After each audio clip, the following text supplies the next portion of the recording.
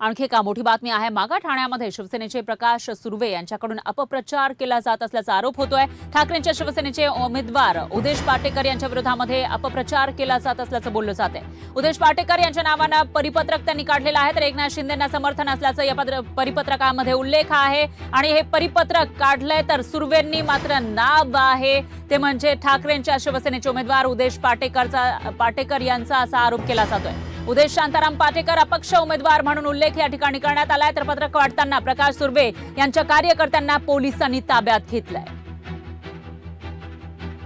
त्याच्यामुळे मागा ठाणेमध्ये आता नेमका हे जे उदेश पाटेकर यांच्या नावानं परिपत्रक वाटणारे नेमके कोण आहेत असा सवाल उपस्थित होतोय। दरम्यान या सगळ्या प्रकारावरून तिथले शिंदेच्या शिवसेनेचे प्रकाश सुर्वे यांच्यावर आरोप केले जात आहेत, तर ते ठाकरेंच्या शिवसेनेच्या उमेदवाराच्या नावाने अपप्रचार करत असल्याचं बोललं जाते। आणि जे कार्यकर्ते हे परिपत्रक वाटत होते त्यांना पकडलेलं आहे, पोलिसांनी त्यांना ताब्यात घेतलं। त्यामुळे आता हे प्रकरण तापण्याची शक्यता आहे।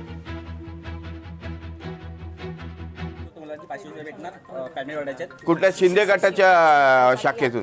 कामता हॉटेलच्या समोर ना, कामता हॉटेलच्या समोर।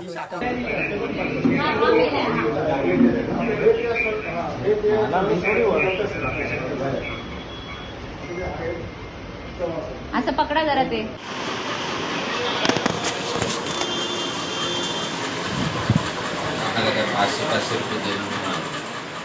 सकाळी परत 5:30 वाजता विभागातून शिवसैनिकांचे फोन यायला लागले। असे पत्रक विभाग वाटतायत। परत मी शिवसैनिकांना सूचना केली की जे वाटतायत त्यांना पकडा आणि त्यांना पोलिसांच्या सावधीन करायचं। त्याचप्रमाणे राणेश्वर नगर, गोकुळ नगर,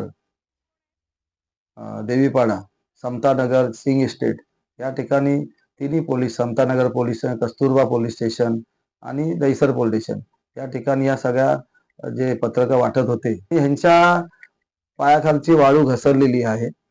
आणि मी खरंच सांगतो, शिवसेना प्रमुख बाळासाहेब ठाकरेंची शपथ घेतो की ह्या गद्दाराला, ह्या मागाट्यानं हद्दपार करणारच। लोकशाही मराठी ऐका, पहा, जागरूक रहा।